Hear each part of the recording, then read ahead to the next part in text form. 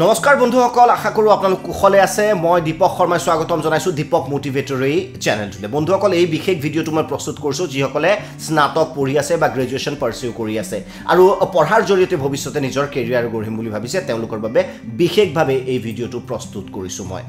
বন্ধুসকল 5 6 7 8 9 10 ত কিছুমান ছাত্ৰ ছাত্ৰী থাকে খুব যথেষ্ট চুকা থাকে ভালকৈ পঢ়ে কিন্তু গ্ৰেজুৱেচন অহাৰ লগে লগে তেওঁলোকৰ ৰিজাল্ট আসলতে অধোন্নতিৰ ফালে গতি কৰে ৰিজাল্টৰ যেটো গুণগত মানদণ্ড হেতু কমি যায় পঢ়াৰ যেটো শৈলী হেতু যথেষ্ট বেয়াৰ ফালে গতি কৰে তেওঁলোকে পঢ়াত মন নবহে ইয়াৰ তিনিটা কাৰণ মই মূলত ভাবু যিসকলে সৰুতে পঢ়াত ভাল আছিল পিছত পঢ়াত বেয়া হয় প্ৰথম কাৰণ এটো ভাবু যে তেওঁলোকৰ বহু চিন্তা আহি তেওঁলোকক আগৰি ধৰে কেনেকুৱা ধৰণৰ চিন্তা যে পঢ়ি শুনি কি লাভ হ'ব চাকৰি পাম জানো যেটো চিন্তা 8 9 10 ত নাথাকে তেওঁলোকে কেৱল পঢ়ি যায় আৰু আনন্দ উপভোগ কৰে গতিকে বন্ধুসকল আপোনালোকক জনাও যে আপোনালোকে এই চিন্তাটো বাদ দিয়ক যে পঢ়ি শুনি চাকৰি পাম নে নাপাম চাকৰি পাই নাপাই হিয়া পিছৰ কথা প্ৰথমতে পঢ়াটো ভালকে পঢ়িম জ্ঞান আহৰণ কৰিম আৰু ম্যাক্সিমাম যেটো মাৰ্কস আছিল হেতু মই অবটেইন কৰিব চেষ্টা কৰিম দ্বিতীয় কথা যি বন্ধুসকল দ্বিতীয় ফ্যাক্টৰ যেটোৱে গ্ৰেজুৱেচন লেভেলত অকনমান ইন্টেন্সিটিটো কমাই দিয়ে বুলি ভাবো হেতু হল যে টোটাল ফ্ৰীডম লাভ কৰে সম্পূৰ্ণ স্বাধীনতা 8 9 10 এইবোৰত থাকোতে ঘৰৰ এটা বান্ধোন থাকে মা দেউতাৰ আমি কথা শুনো কিন্তু গ্ৰেজুৱেচন অহাৰ লগে লগে আমি সম্পূৰ্ণ স্বাধীনতা লাভ কৰো কিবা কোৱাৰ লগে লগে আমি প্ৰত্যুত্তৰ দিও যে আমি বিএ পঢ়ি আছো গতিকে আমি নিজৰ সিদ্ধান্ত লব নিজেই পাৰো এনে ধৰণৰ স্বাধীনতা অহাৰ লগে লগে বন্ধুসকল তেতিয়া পঢ়াতকৈ আন বিষয়সমূহৰ ওপৰত কনসেন্ট্ৰেচন অধিক বাঢ়ে ডিস্ট্ৰাকশন বাঢ়ে যাৰ ফলত গ্ৰেজুৱেচন লেভেলত বহু ছাত্ৰ ছাত্ৰীৰ ৰিজাল্ট স্কুল লেভেলৰ নিচিনা নহয় গৈ তৃতীয় ইম্পৰ্টেন্ট ফ্যাক্টৰ মই ভাবো যে প্ৰেমৰ প্ৰসংগ 8 9 10 ত যেতিয়া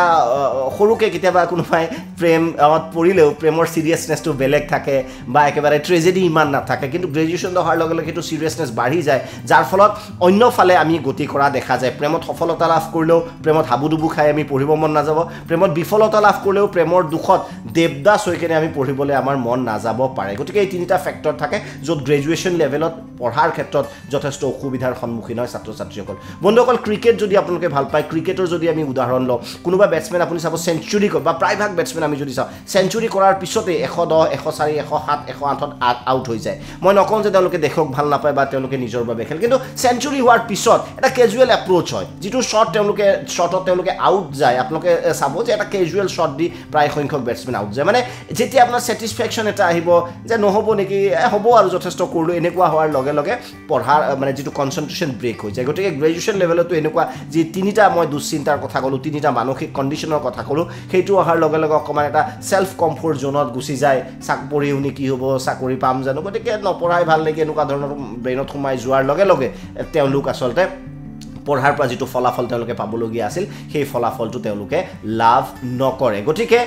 সেঞ্চুৰী মৰাৰ পিছত আপুনি যদি 8 9 10 বা মেট্ৰিক বা হায়াৰ সেকেন্ডাৰী আপুনি সেঞ্চুৰী বুলি ধৰে তাৰ পিছতো আপোনালোকে টাইট খেলিব লাগিব আৰু কনসেন্ট্ৰেচন কৰিব লাগিব আৰু ডাবল সেঞ্চুৰী বা হিউজ সেঞ্চুৰী ডাবল সেঞ্চুৰী এটা আপুনি কৰিব লাগিব বা ম্যাক্সিমাম ডাবল সেঞ্চুৰী নহলে ম্যাক্সিমাম যিমান পাৰে আপুনি হিমান ৰান সংগ্ৰহ কৰিব লাগিব জীৱনৰ ৰান সংগ্ৰহ কৰিব লাগিব এইখিনতে এটা গুৰুত্বপূৰ্ণ খবৰ দিব বিচাৰিছো বন্ধুসকল সানস্টোন ইউনিভাৰ্চিটিৰ বিষয় এই প্ৰতিষ্ঠানটোৱে পোষ্ট পেইড এমবিএৰ সুবিধা আগবঢ়াইছে পোষ্ট পেইড এমবিএ কি এতিয়া আপোনাক যদি মই খুদু তেনে হলে একেবাৰে সিম্পল উত্তৰ প্ৰথমতে আপুনি এমবিএ পঢ়ক তাৰ পিছত আপুনি চাকৰি লওক তাৰ পিছত আপুনি নিজৰ যেটো ফিজ আছিল হেয়া প্ৰতিষ্ঠানটোক দিয়ক অৰ্থাৎ পঢ়াৰ সময়ত টকা কৰ পৰা যোগাৰ হ'ব আমি ইমান টকা যোগাৰ কৰিব পাৰিম নে নাই এমবিএৰ বাবে সেই যেটো দুশ্চিন্তা আছিল তাৰ পৰা সম্পূৰ্ণৰূপে আপুনি মুক্ত হ'ব পাৰিব পোষ্ট পেইড এমবিএৰ এই সুবিধাকন গ্ৰহণ কৰি আৰু সানস্টোন ইউনিভাৰ্চিটিৰ বিষয়ে মই যদি কওঁ তেনে হলে 15খন চহৰত ইয়াৰ বিভিন্ন শাখা প্ৰশাখা আছে আৰু 19টা সেন্টাৰ আছে যাৰ জৰিয়তে আপুনি এমবিএৰ পাঠ্যক্ৰম সম্পূৰ্ণ কৰিব পাৰিব কেৱল এয়াই নহয় ইউজিসি আৰু এআইসিটিৰ দ্বাৰাও স্বীকৃতিপ্ৰাপ্ত সানস্টোন ইউনিভাৰ্চিটি গতিকে যদি আপুনি এমবিএ পঢ়াৰ প্ৰতি আপোনাৰ আগ্ৰহ আছে আৰু আপুনি ভাবিছে যে টকাৰ বাবে মই পঢ়িব নোৱাৰিম তেনে হলে আপুনি সানস্টোন ইউনিভাৰ্চিটিৰ বিষয়ে সবিশেষ জানিব পাৰিব মই ডেসক্ৰিপচনত লিংকটো দি দিছো সবিশেষ আপুনি তাত চাই লব পাৰিব বন্ধুসকল মই মূল ভিডিঅটোৰ কথা যেতিয়া কৈ আছিলো যে হঠাৎ 100 হোৱাৰ পিছত অকনমান সেঞ্চুৰী হৈ যোৱাৰ পিছত আমি অকমান আমি ঢিলা হৈ যাও বা স্কুলৰ পিছত যেতিয়া গ্ৰেজুৱেচন আমি লেভেলত যাও তেতিয়া বহু সময়ত পঢ়াৰ প্ৰতি আগৰ কনসেন্ট্ৰেচন নাথাকে বন্ধুসকল যদি এজন ব্যাটসম্যান আকৌ মই ক্ৰিকেটৰ প্ৰসংগ কৈছো যেহেতু এক প্ৰকাৰৰ cricket is the religion of India বুলি কোৱা হয় আজিকালি যদিও জনপ্ৰিয়তা অকণমান আগতকৈ কমিছে তথাপিও এজন ভাল বেটছমেন সেট হৈ অৰ্থাৎ যদি 30 ৰান কৰি 40টা বলত 30 ৰান কৰে আৰু ধুনীয়াকৈ সেট হৈ যায় তাৰ পিছত আউট হৈ গ'লে আপোনাৰ কিমান খং উঠে কিমান দুখ লাগে দেট গোটেই নষ্ট কৰিলে বুলি আপুনি কৈ দিয়ে অৰ্থাৎ এবাৰ সেট হোৱাৰ পিছত তাৰ পিছত দীঘলীয়া ইনিংছৰ আশা কৰে আপুনিও যদি স্কুল লেভেলত ভালকৈ পঢ়িছে আৰু কলেজত হঠাৎ বেয়া হৈ যায় আপোনাৰ যিসকল আপোনজন আছে বা আপুনি নিজেও আচলতে দুখিত হ'ব যে ইমান ধুনীয়া ষ্টাৰ্টিং কৰি ইমান ধুনীয়া এটা আৰম্ভণি কৰি মাজতে হঠাৎ বেয়া হৈ গ'লো সেইটো হ'বলৈ নিদিব গ্ৰিপটো টাইট কৰি ৰাখিব মই দীপক শৰ্মাই বিদায় লৈছোঁ আশা কৰিছোঁ আপোনালোকে মনৰ জোখাৰে যি সপোনবোৰ পুহি ৰাখিছে সেইবোৰ বাস্তৱায়িত হওক ধন্যবাদ